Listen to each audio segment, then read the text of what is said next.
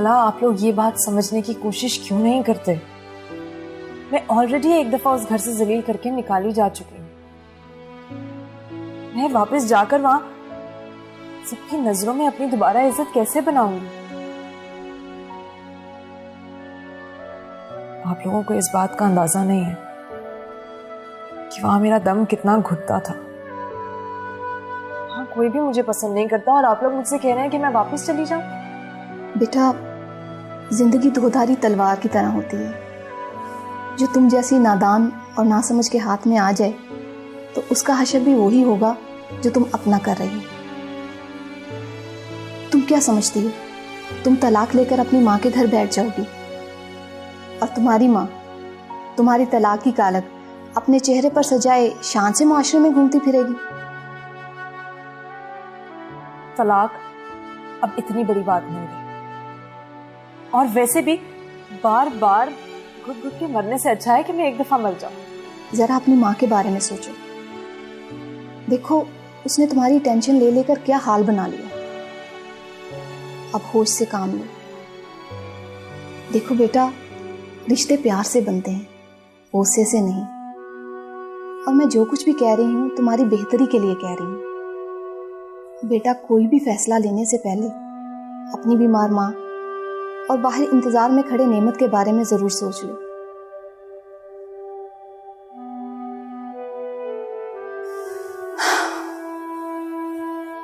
बाकी तुम्हारी मर्जी।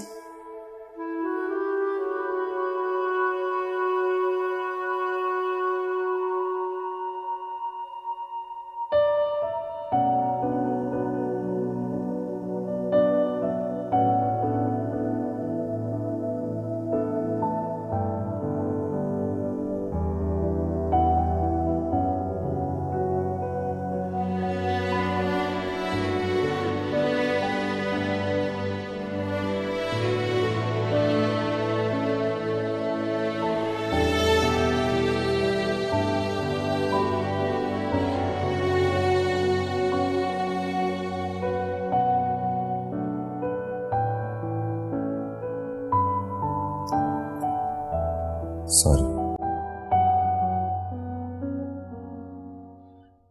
I am really sorry. मैंने तुम्हें हर्ट किया। उससे मैं कुछ ज्यादा ही भूल गया। मैं रियली सॉरी। गलती तुम्हारी नहीं है, गलती तो मेरी है। मैं ही तुम लोगों के मामले में ज्यादा इंटरफेयर करने लगी थी। भूल गई थी कि ये मेरा अपना घर नहीं है। मैं पहले ही अपनी नजरों में बहुत शर्मिंदा हूं। मुझे और शर्मिंदा मत करो। और ये तुम्हारा भी घर है। टूट चुका हूं मैं अंदर से।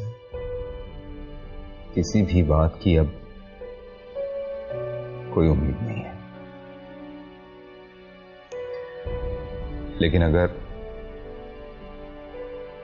तुम सबकी यही खुशी है तो मैं तैयार हूं।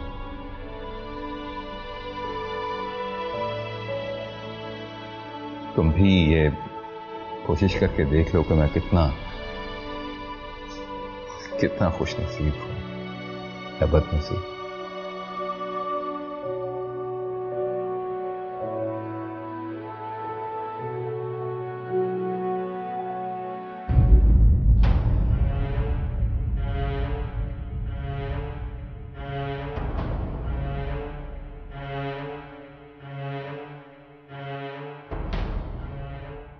इस घर में मेरी ये आखिरी रात है। कल की सुबह मेरी जिंदगी का आगाज खाकानी विला में होगा और एक दिन आएगा जब उस घर पर मेरा कब्जा होगा और वहां राज करूंगी। ये तो अच्छा हुआ कि वहां रिमशा नहीं है, वरना वहां जाना मुश्किल हो जाता। इनफैक्ट वहां पे तो अब कोई भी नहीं है। अब तो मुझे ही वो घर संभालना पड़ेगा।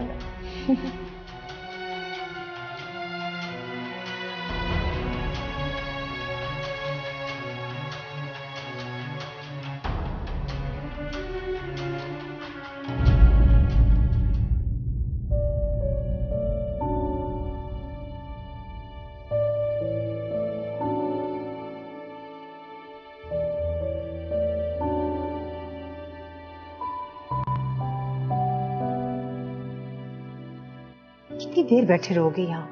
बीमार हो जाओगे। जब तक रिम्शा मुझे माफ नहीं करेगी मैं उसे लिए बगैर यहाँ से नहीं जाऊंगा। अरे बेटा, वो तो जिद लगा के बैठी है अंदर, तुम भी जिद लगाओगे तो ऐसे कैसे चलेगा? चलो आओ मेरा बच्चा, आओ अंदर चलो मेरे साथ। जब तक रिम्शा मुझे अंदर आने की इजाजत नहीं देगी मैं अंदर भी नहीं आऊंगा। बेटा ये मेरा घर है, मैं तुम्हें इजाजत दे रही हूँ अंदर आने की। चलो आओ मेरे साथ। तुमने अपनी हालत देखी है, ठीक से चल भी नहीं पा रहे हो। मैं बिल्कुल ठीक हूँ आंटी, आप मेरी फिक्र मत करें प्लीज। नहीं मेरा बच्चा, मुझे तो दामाद के रूप में बेटा मिल गया जो मेरी बेटी को इतना चाहता है। मुझे और क्या चाहिए? आप मेरी फिक्र मत करें, बल्कि मुझे आपसे माफी मांगनी चाहिए कि मेरी वजह से आपको ये सब कुछ देखना पड़ा। बेटा मैं कैसे बेफिक्र हो जाऊं जबकि वो अपनी जिद में अंदर बैठी है और तुम अपनी जिद में यहां बैठे हो। अगर आपकी बेटी जिद्दी है तो मैं उससे ज्यादा जिद्दी हूं, मैं उसे लिए बगैर नहीं जाऊंगा।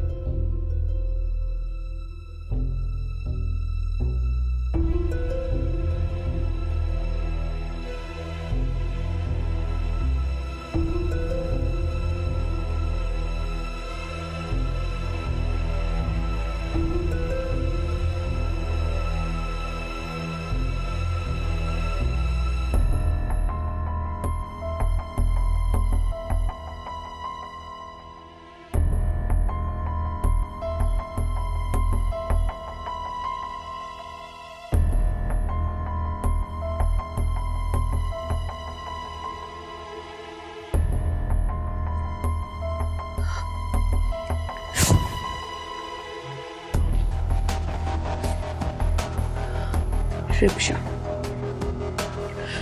तुम चाहे जितनी भी कोशिशें कर लो, मेरे होते हुए तुम नेमत के साथ कभी भी खुश नहीं रह सकती। तुम जितनी चाहे कोशिशें कर लो मगर कभी खुश नहीं रह पाओगी। और अगर तुम इस घर में वापस आ भी जाती हो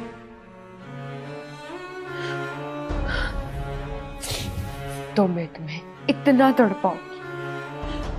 तड़पाऊंगी कि खुदा से मौत मांगने पर मजबूर हो जाओगी।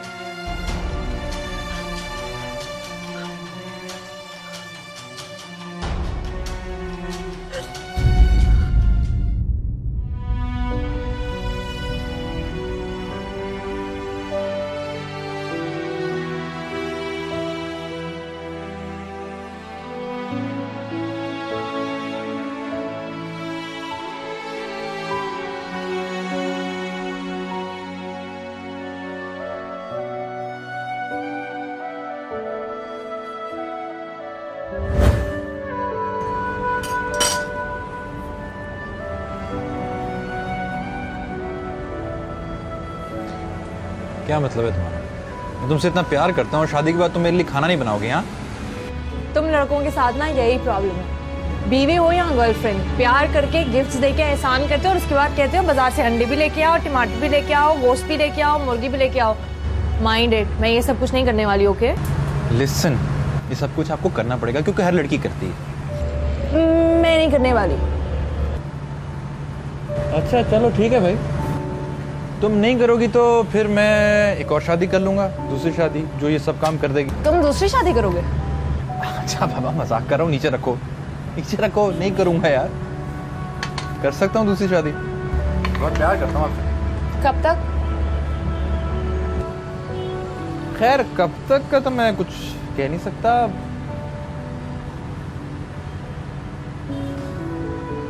अरे बाबा, मरते दम तक।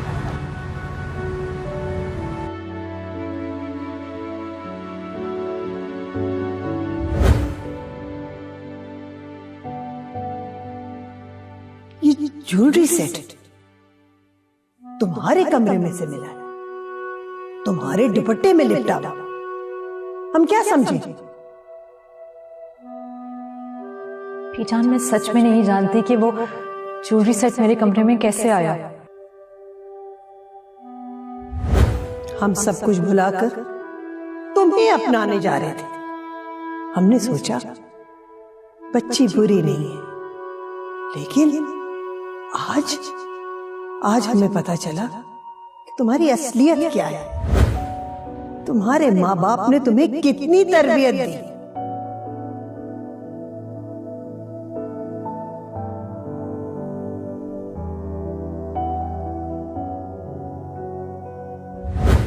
नफरत करता हूं मैं तुमसे। आज से तुम्हारा और मेरा ताल्लुक खत्म। कभी मुझे अपनी शक्ल मत दिखाना।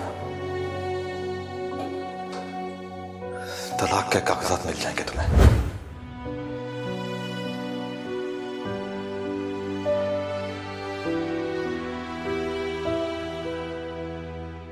जरा अपनी माँ के बारे में सोचो। देखो, उसने तुम्हारी टेंशन ले लेकर क्या हाल बना लिया। अब होश से काम लो। देखो बेटा, रिश्ते प्यार से बनते हैं, गुस्से से नहीं। और मैं जो कुछ भी कह रही हूं तुम्हारी बेहतरी के लिए कह रही हूं। अपनी बीमार माँ और बाहर इंतजार में खड़े नेमत के बारे में जरूर सोच लो।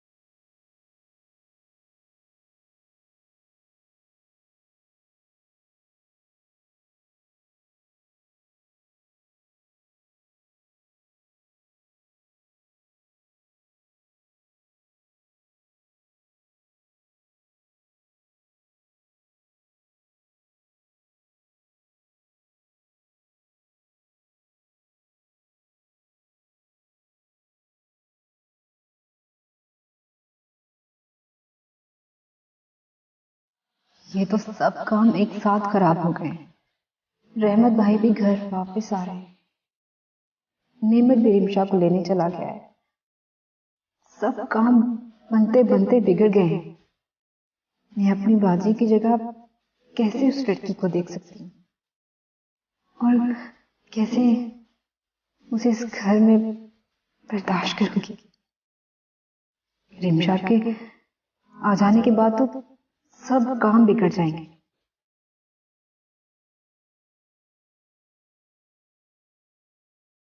अब लगता है कि मेरा इस घर से जाने का, बल्कि बाहर निकाल देने का वक्त आ गया है। क्या करूं मैं? कुछ समझ नहीं आ रहा। कुछ सोच खुशबू, क्या करना चाहिए?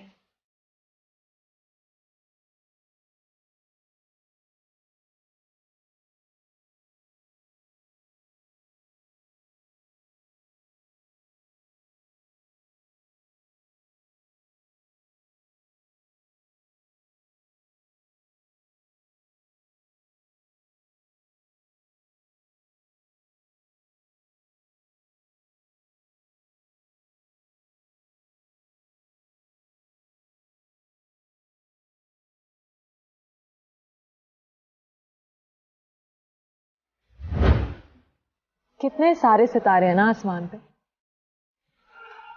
अच्छा होंगे, मगर मैं तो चांद देखा। मैं ना अपने किस्मत के सितारे को ढूंढ रही हूँ, कुछ पूछना चाहती हूँ उससे। चलो अगर मिले तो बताना। तुमने क्या पूछना है मेरी किस्मत के सितारे से? पूछना नहीं, बताना है। क्या? तुम्हारी किस्मत में क्या है? वैसे ये आसमान ज्यादा रोशन है या मुझे लग रहा है? भाई मुझे तो पता नहीं, क्योंकि तुम मेरे साथ हो इसलिए रोशनी ज्यादा।